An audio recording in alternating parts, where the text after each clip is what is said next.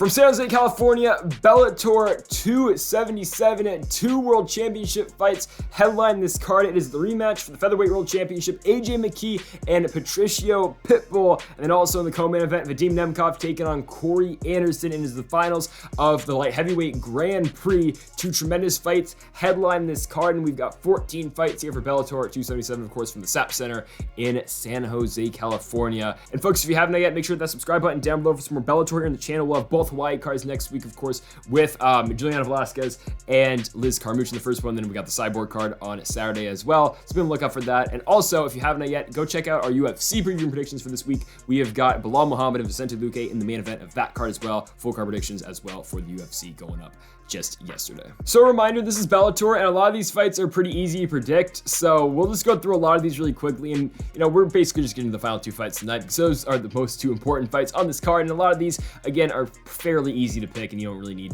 that much insight in picking them. So the first fight, we got Theo versus Alan Benson, taking Theo here. I mean, a lot of these guys you're gonna see coming from West Coast Elite or Dragon House are pretty much the 2 regional promotions that are big in the Bay Area, and you're gonna see a lot of these guys, of course, coming from that because this card is in San Jose. So, I mean, Theo coming from West Coast Elite, he hasn't fought actually in 2 years, but I mean, Alan Benson is nothing special. He fought in Bellator once, did pick up a win 2 years ago, but I think this is a fight that they're trying to get Theo to win. So we got Theo by first round knockout. Second fight, we've got Anderson versus Donaldson. We got Anderson in the first round by KO. Coming off a win in Bellator just 3 years ago. Yeah, it's been a while. And for JT Donaldson, he has fought more recently, fought 7 months ago and then 10 months before that.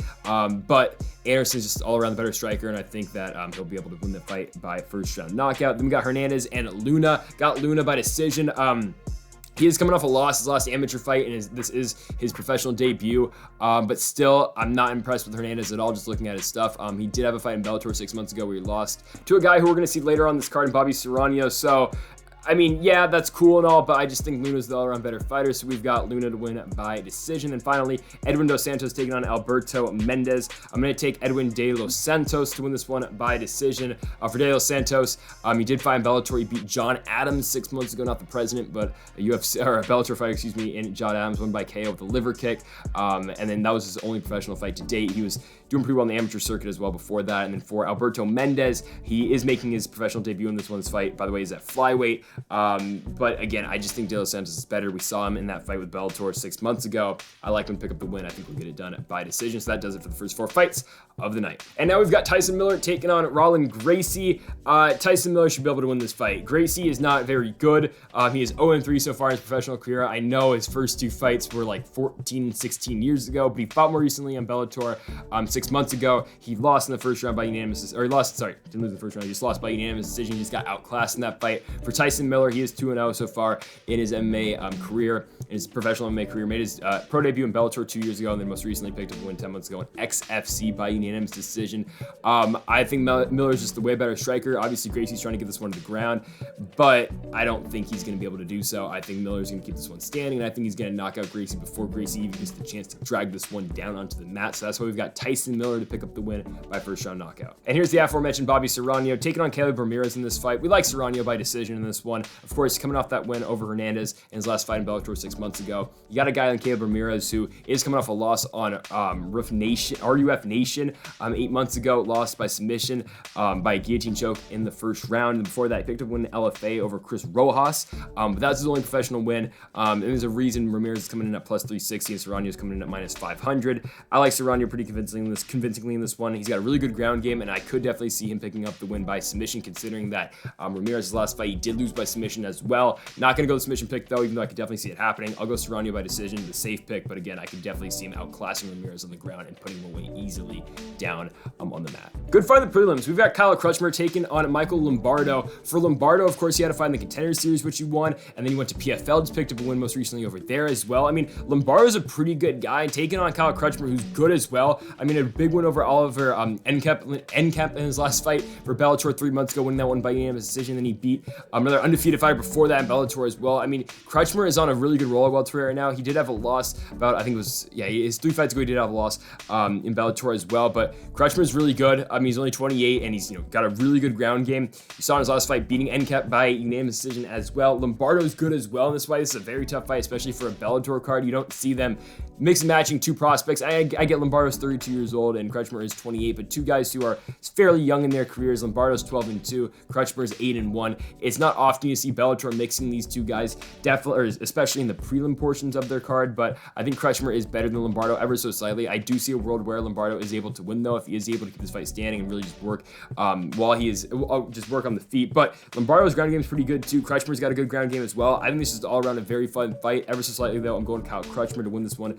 by unanimous decision. Don't love the minus 250 odds for him, but still taking Crutchmer to win by decision. And Bellator is trying to get Duvaljan Yagshimuradov a win finally with the promotion. Obviously, he came over from ACA. He was the ACA champion. Came in, fought Corey Anderson, just kind of got beat to a pulp. That was about a year ago. Anderson got him to the ground, just really just ground and pounded him, and ended up winning the fight by TKO. So they turned Yagshimuradov around against Carl Albertson. He lost the fight by unanimous decision too. So now you're looking at Duvaljan, who again is coming over from ACA. He was a pretty hyped up guy coming into Bellator from Turkmenistan and the Ukraine. And now he's 0-2 in Bellator, but they're giving him Tony Johnson now. He is not losing to Tony Johnson. I mean, Tony Johnson lost to Dalton Rasta his last fight in Bellator, and Rasta is very good, don't get me wrong, but you look at the fights other than Rasta for Johnson.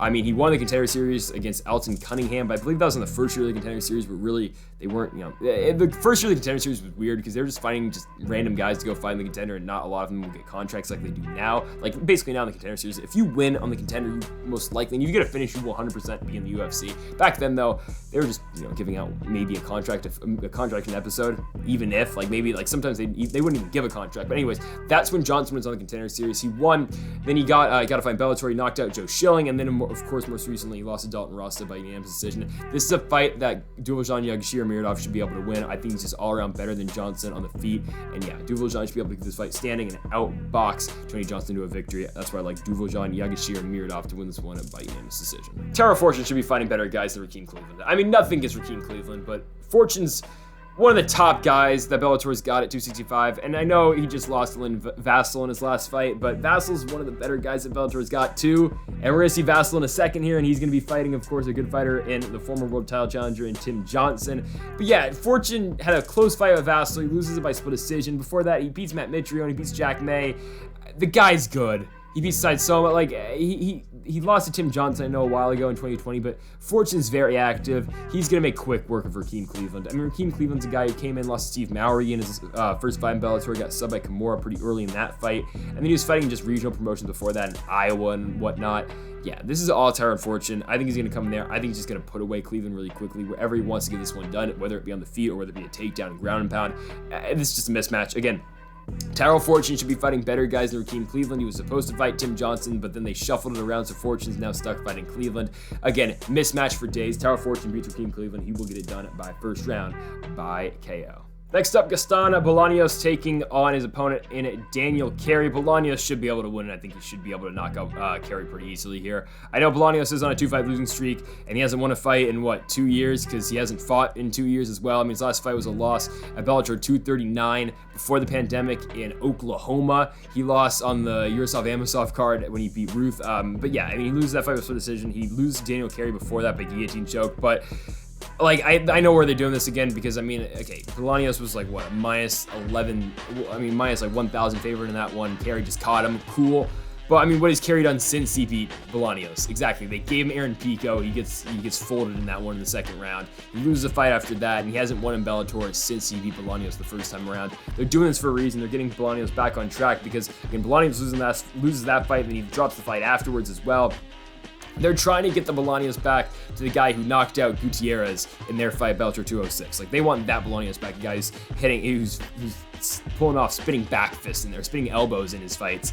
Bolanos should be able to knock out Carey here. I mean, as long as he just doesn't get dragged into deep waters on the ground, he should be fine. I think Bolanos is going to be able to knock out Daniel Carey in the second round. Again, as long as he just doesn't get involved in the ground game, he should be fine. Bolanos in the second round KO, getting back on track after over 2 years. Very tempted to take Tim Johnson here. Like, I think there's a definite possibility of a Tim Johnson underdog pick right here, and like him actually upsetting Lynn Vassell. Because Tim Johnson's still a sneaky good fighter, man. I know he got knocked out by Fedor, and you might be down on Tim Johnson, but Fedor does that to a lot of these heavyweights, especially at Bellator right now. Like, still, Fedor is good. He's old, but he's still got power. And if he hits you with that right hook like he did to Tim Johnson, he's going to put you to sleep. And that's what he did to Tim Johnson. Don't forget, Tim Johnson beat Chet Congo a couple fights ago. And I know and Congo's now going to be fighting for a world championship against Ryan Bader. Why that's not Fedor versus Bader, I don't know, but whatever. And Tim Johnson beat Matt Mitrione, which honestly isn't that tough of a thing to do anymore. And then he finished Tyrell Fortune, who we just hyped up a couple fights ago. So that's cool and all. I know he's on a two-fight losing streak after he got the title shot against Moldavsky, and then of course he lost to Fedor. We look at his opponent here, Lyndon Vassell. Vassell's coming off the huge win over Tyrell Fortune, winning that one by split decision. One before that by TKO, and then beat Sergey Karantinov by ground and pound as well. He lost 2 fights before that to Phil Davis and Moldavsky back-to-back. But still, Vassell's been pretty good since he's gone up officially to heavyweight. Of course, fought Ryan Bader at 205 as well when he challenged for the light heavyweight championship because he beat Liam McGarry, and beat Francis Carmona as well, and beat Emmanuel Newton. But ever since Vassell's gone up to 205, or 265, excuse me, he hasn't lost, again, starting with the win over Karantinov, and then beating Marquez, and then beating Fortune. I think he should be able to beat Tim Johnson. I think slightly. I'm tempted to pick Johnson because Johnson is still good striking. He can still push a pace and push a volume at 265. I mean, he might not have the one-punch knockout power he used to have, but like he can still. Johnson can still strike. I think Vassell, though, will be able to outpoint him. I don't think Vassell's going to be able to get a decision in this, or get a stoppage in this one, yet I think he will be able to get a decision. Lyndon Vassell by decision should be able to beat Tim Johnson. Like him at minus 150 here. I think he's just better than Johnson. I think he's quicker on the feet as well. He'll beat him to the punch. Going Lyndon Vassell to win this one by unanimous decision. So we're still in the building phase with Aaron Pico, which is good. I don't think he should be fighting, like Adam Borch right now or anything, right? Like, I think that's good. Like, he's still in the building phase right now at 145 for Bellator. He's fighting these guys who, like, if you take a slight glance at their record, wow, okay, his last fight, he beat Justin Gonzalez. Gonzalez is 12-0, which is cool, right? Gonzalez really didn't fight anyone before that, to that point. I mean, actually, Gonzalez had a good win. He's LFA champion, don't get me wrong. But, like, he's fighting guys that aren't top 10 fighters in Bellator, but he's fighting, like, good regional guys, like Justin Gonzalez. He's taking on Edwards in this one. Edwards isn't as good as Gonzalez is. Like, I mean, Edwards will present him a challenge on the ground, but Aaron Pico, of course, he's got good wrestling, so I don't think that's going to be too much of it. That's not going to make too much of a difference in this one. Pico should be able to keep this fight standing, though, honestly, knock him out. Like, I think Pico's going to use his power to his advantage in this one. He's done a good job building himself back up since he got flying knee in the face by Adam Borch. Came back, beat Daniel Carey. Won a couple fights after that, beat John DeJesus, and then beat Aiden Lee, and then most recently Gonzalez. He should be able to beat Edwards pretty convincingly here. Again, Bellator knows what they're doing. I think Pico's going to get it done in the second round. I could definitely see him getting it done in the first, but again, Pico's only 25 years old. I mean, this guy still hasn't hit his prime yet. I mean, the guy's going to be good. Just wait. He's 9-3, and I know, again, he had those 2 setbacks, losing back-to-back fights, and especially when he got knocked out by Borch. But now we know how good Adam Borch truly is, and yeah, Aaron Pico should be able to beat Edwards here pretty convincingly. He's minus 800 for a reason. Adam Borch with a second-round TKO win, again, improving to a record of 10-3. So only title fights from here on out, and we're taking Corey Anderson to beat Vadim Nemkov. There's levels to this game now. Okay, I'm not going to go that route. I think this is a very competitive fight. I think it's really close, but Corey Anderson's been pretty much untouchable so far in Bellator. He showed the power in the Ryan Bader fight, and since Bader, going into that one, I was thinking, or after that fight, I took away, yeah, Anderson landed a clean shot, and yeah, he put down Bader. I mean, the fight was only 50 seconds, but maybe Bader's chin's gone. Maybe Bader's not that guy anymore. Well, Bader ate some bombs from Moldavsky, and he still, went through him and won the fight. So I don't think that's entirely the case, even though I think Bader at 205 is different than Bader at 265. I think Bader at 265 is a lot better. But anyways, Anderson knocks him out. You look at the Duvaljan Yagshimuradov fight, and yeah, Duvaljan hasn't been the best in Bellator, and his second loss in Bellator doesn't help out the cause for a guy like Corey Anderson coming into this fight with Nemkov, but he did what no one really did to Duvaljan yet in America, especially getting him down to the ground, just pounding him out, winning by ground and pound in the third round. He came into Bellator as well, picking up a big win as well by KO in the second round. I mean, don't forget, Corey Anderson was a top 5 guy in the UFC before he left. He was on a big run. He beat Glover Teixeira. He's a win over the current UFC champion, and I think Bellator is kind of hoping Corey Anderson wins because then they can say, oh, we have, because Scott Coker's huge on, we have the best light heavyweight division, which could be true, honestly, but I think Yuri Prochazka kind of dusts a lot of these guys right now in Bellator. But anyways, if Corey Anderson wins, then they can make that case because they say now the Bellator champion has beat the UFC champion. He beat Corey Anderson Corey Anderson beat Glover Teixeira back in 2018 on Smith & Shogun in Germany.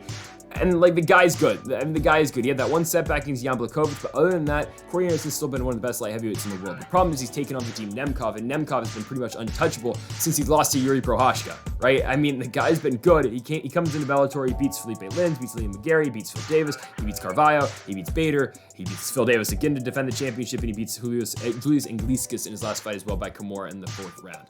Nemkov's pretty much untouchable right now in Bellator, but if anyone's going to beat him, it's going to be Corey Anderson, and I think Corey Anderson's going to be that guy. I truly think he's going to be, because Anderson keeps this fight standing if he wants it. If not, Anderson can take this one to the ground. I think Anderson's a better wrestler than Vadim Nemkov. Like, we saw Phil Davis have some success on the ground against Nemkov. Who's to say Anderson's not going to have success either on the ground, right? On the feet, yeah, maybe give the advantage to Nemkov, but you saw in Corey Anderson's last fight against Ryan Bader, hell, the guy's got power, man. Like, I really like Corey Anderson, especially at plus money in this fight. While Anderson's sitting at plus 155, I think these are very good odds for Corey Anderson, because Anderson's got multiple pathways to win this fight. He could land a bomb on the feet, or he could definitely drag Nemkov down to the ground and really work his wrestling and try to, enforce his ground and pound, try to finish him down there as well. Yeah, Nemkov's good. I know Nemkov's good on the ground. I know Nemkov's got very good striking too, and Nemkov's got a pretty good gas tank as well. But Corey Anderson, man, the guy's been on a roll. We haven't seen Anderson go the full 5 rounds yet. I do believe his entire career. I don't think so, at least. No, he hasn't. So there's something to be a little bit concerned about, because Nemkov has gone to those championship rounds before, of course, fighting Iglesias going into the 4th when he got the finish and all of that. And when he went full 5 with Phil Davis, when he defended the championship after beating Bader. But still, I like Corey Anderson, man. I really do. I like him through the wrestling. I like him on the feet. I think Corey Anderson is just all around better than Vadim Nemkov. Again, this guy's a top 5 light heavyweight. Nemkov's probably top 10, but there are levels to this game. As a wise man once said, of course, Corey Anderson, there's levels. I think Anderson wins the Bellator light heavyweight championship in the 2nd round. He wins the Grand Prix as well. And new Bellator light heavyweight champion of the world, Corey Overtime Anderson.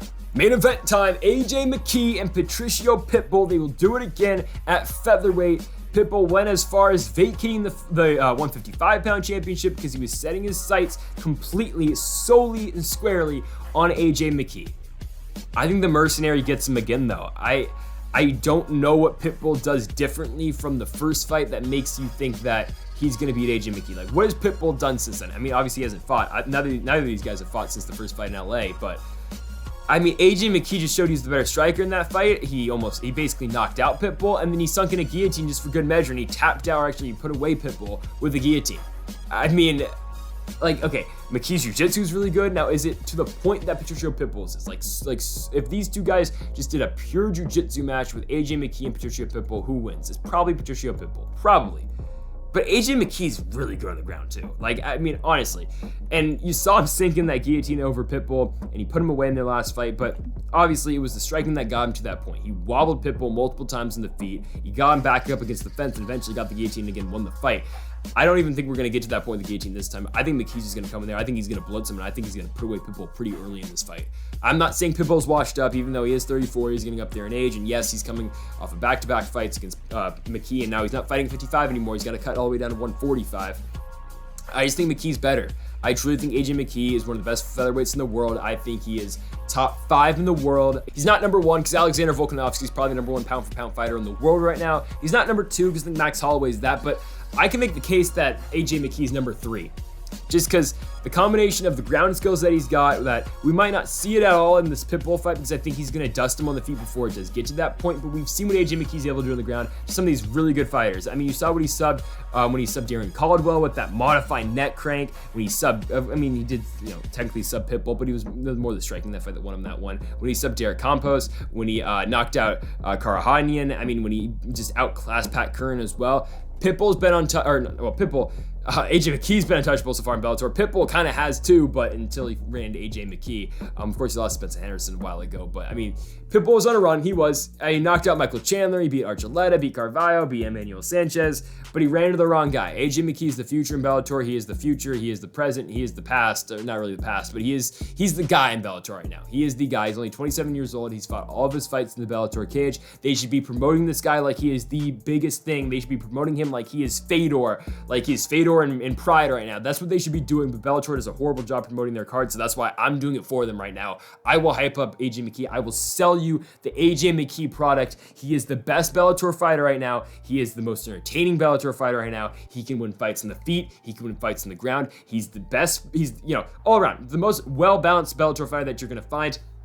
He can adapt to any style that he is fighting, and in this fight with Patricio Pitbull, he's not going to have to adapt to much because I think he's going to get to Pitbull before Pitbull can get to him. I like AJ Mckee to put away Patricio Pitbull. He's going to throw 1-2 big big right over the top that's going to put away Patricio Pitbull. It's going to stun him again. I think it'll be a standing TKO finish for AJ Mckee in the first round, and after about 3 minutes of fight time, I think it'll go a little bit longer than the first one, but AJ Mckee, again, is Bellator's best guy. He is going to win this fight. He is going to retain the featherweight championship, proving why, again, he's one of the best featherweights in the world. He's never going to get that fight against Volkanovski or Holloway, at least not yet, because he's Bellator's guy. He'll likely stay here for, I would say, a pretty long time in his career, but I think he'll remain undefeated for a while. Again, he's 18-0, going now on 19-0, beating Patricio Pitbull for the second time. And folks, thank you all for watching our Bellator 277 predictions video here on the channel. If you haven't yet, make sure to hit that subscribe button down below for more. Make sure to be on the lookout for more Bellator next week with both those Hawaii cards, so be on the lookout for that. Thank you folks for watching, and Mamba forever.